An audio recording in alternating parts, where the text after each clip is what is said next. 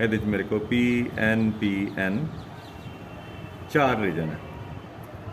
तुसी इमैजिन करो कि यह इस तरह का है,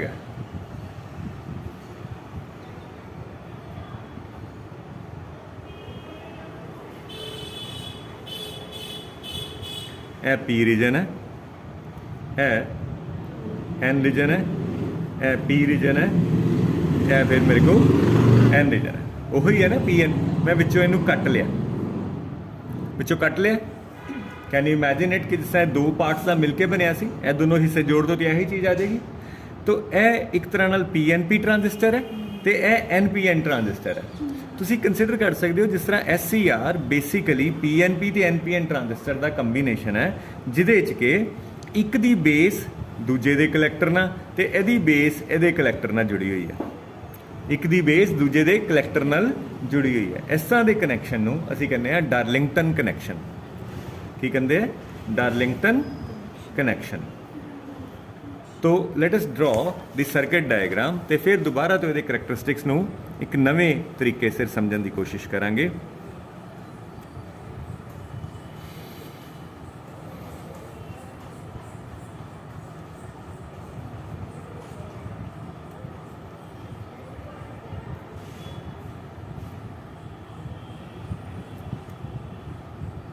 आ देखो, यह किहड़ा ट्रांजिस्टर है? PNP ट्रांजिस्टर है। यह किहड़ा है? NPN है।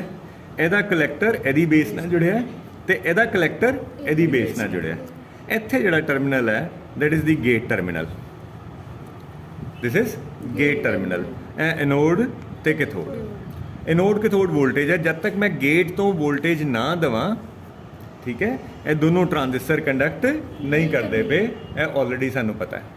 लेकिन अगर मैं इनू हल्का जा गेट तो करंट प्रोवाइड करा, स्मॉल गेट करंट प्रोवाइड करा, वो स्मॉल गेट करंट जो बेस नू मिलिया तो इन्हें एंपलीफाई होना, this will cause more current to flow at the collector of this transistor. ठीक है, अगर यदि बेस नू किसी NPN ट्रांजिस्टर की बेस के उत्ते पॉजिटिव वोल्टेज दईए तो वो emitter to collector current flow करता। अगर अमिटर करंट वधिया तो वो कोरसपोंडिंग कलैक्टर करंट वधना। जे कलैक्टर करंट वधिया पर यह कलैक्टर करंट यदि बेस नाल जुड़िया है, यदि बेस ते है, यदि बेस नू ज़्यादा करंट मिलिया तो यदा भी अमिटर करंट ते कलैक्टर करंट वधिया। ठीक है, अमिटर करंट भी वधिया, कलैक्टर करंट इत्थों बेस नू, यदि बेस नू होर ज़्यादा मिल गया तो अल्टीमेटली ये दोनों ट्रांजिस्टर कट ऑफ तो सैचूरेशन रीजन च आ गए। ये दोनों ट्रांजिस्टर कट ऑफ तो सैचूरेशन रीजन च आ गए तो लार्ज करंट इन्हां दोनों ट्रांजिस्टर से फ्लो करना शुरू करता। हुण इस स्टेज पर आके तुसी गेट वोल्टेज रिमूव भी कर लो, गेट करंट नू तुसी रिमूव कर दो, ठीक है, पर तां भी करंट फिर फ्लो करता ही रहेगा, वो करंट बंद नहीं होएगा। क्यों? क्योंकि शुरू तो इनू एक बारी मूव कराने लई सानू करंट चाहिए सी। वंस इन्हें कंडक्शन शुरू करती है, हुण इहदा कलैक्टर करंट इहदी बेस च है तो इहदा बेस करके कलैक्टर करंट इहदी बेस नू मिलदा पिया। तो यह इस तरह का स्विच है कि जब तक तुहाडे कोल तुसी ऑफ है गेट का कंट्रोल है, तुसी गेट वोल्टेज दोगे तो SCR ऑन होएगा, पर एक बारी ऑन हो गया तो तुसी कहो मैं गेट वोल्टेज रिमूव कर ली तो ऑफ हो जाए, नहीं होएगा। एक बारी ऑन हो गया तो वो ऑन ही रहेगा जब तक कि तुसी इत्थों मेन सप्लाई VAK नू दोबारा जीरो नहीं कर देंगे।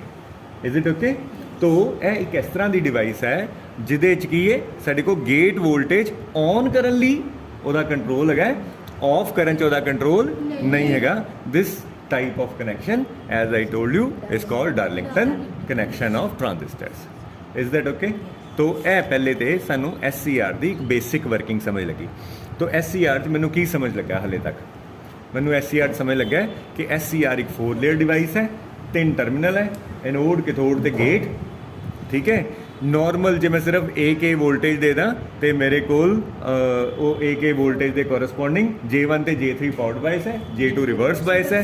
अगर VAK नू वधाई जावां, अल्टीमेटली जो J2 ब्रेकडाउन होएगा तो सडनली करंट फ्लो करेगा पर वोल्टेज डिक्रीज करेगी।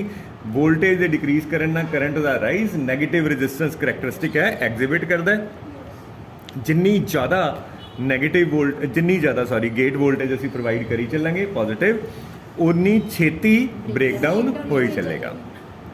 ਇਹਦੀ ਵਰਕਿੰਗ ਨੂੰ ਸਮਝਣ ਲਈ ਅਸੀਂ ਟਰਾਂਜ਼ਿਸਟਰ ਨੂੰ ਟੂ ਟਰਾਂਜ਼ਿਸਟਰ ਐਨਾਲੋਜੀ 'ਚ ਸਮਝ ਸਕਦੇ ਹਾਂ। ਇਹਨੂੰ ਆਪਾਂ ਕੀ ਕਹਿੰਦੇ ਹਾਂ, ਟੂ ਟਰਾਂਜ਼ਿਸਟਰ ਐਨਾਲੋਜੀ।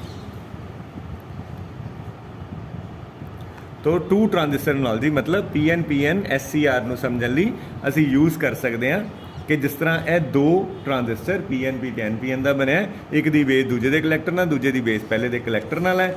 ਜੇ ਅਸੀਂ ਇੱਕ ਵਾਰੀ ਗੇਟ ਤੋਂ ਕਰੰਟ ਦਈਏ ਤੇ ਇਹਦੇ ਗੇਟ ਤੋਂ ਕਰੰਟ ਦੇਣ ਨਾਲ ਐਮੀਟਰ ਕਰੰਟ ਵੱਧਦਾ ਹੈ ਤੇ ਕੋਰਸਪੋਂਡਿੰਗ ਕਲੈਕਟਰ ਕਰੰਟ ਵੱਧਦਾ ਹੈ। ਉਹ ਕਲੈਕਟਰ ਕਰੰਟ ਇਹਦੀ ਬੇਸ ਕਰੰਟ ਨੂੰ ਵਧਾ ਦਿੰਦਾ ਹੈ, ਇਹਦੀ ਬੇਸ ਕਰੰਟ ਦੇ ਵਧਣ ਨਾਲ ਇਹਦਾ ਕਲੈਕਟਰ ਕਰੰਟ ਵੱਧ ਜਾਂਦਾ ਹੈ ਤੇ ਦੁਬਾਰਾ ਤੋਂ ਇਹ ਪ੍ਰੋਸੈਸ ਚੱਲੀ ਜਾਂਦਾ ਹੈ, ਜਿਹਨੂੰ positive feedback kind of system ਅਸੀਂ ਕਹਿ ਸਕਦੇ ਹਾਂ। ਪੋਜ਼ਿਟਿਵ ਫੀਡਬੈਕ ਹੋਈ ਤੇ large current anode to ਕੈਥੋਡ flow ਕਰੇਗਾ। ਵਨਸ ਉਹ ਕਰੰਟ ਫਲੋ ਕਰਨਾ ਸ਼ੁਰੂ ਕਰਤਾ, ਇਹ ਸਵਿਚ ਔਨ ਹੋ ਗਿਆ, ਗੇਟ ਦਾ ਕੰਟਰੋਲ ਖਤਮ ਹੋ ਗਿਆ।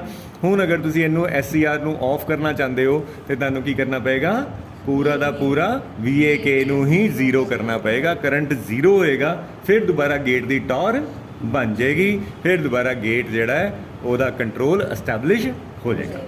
ਇੰਨੀ ਗੱਲ ਸਮਝ ਆ ਗਈ ਹੈ। ਅਗਲਾ ਪਾਰਟ ਹੈ ਕਿ ਇਹਦੀ ਰੈਕਟੀਫਿਕੇਸ਼ਨ। ਅਸੀਂ ਇੱਕ ਵੀਡੀਓ ਇੱਥੇ ਖਤਮ ਕਰ ਦਿੰਦੇ ਹਾਂ, ਨਹੀਂ ਤੇ ਬੜੇ ਲੰਬੇ ਹੋ ਜਾਣੇ ਹੈ ਨਾ।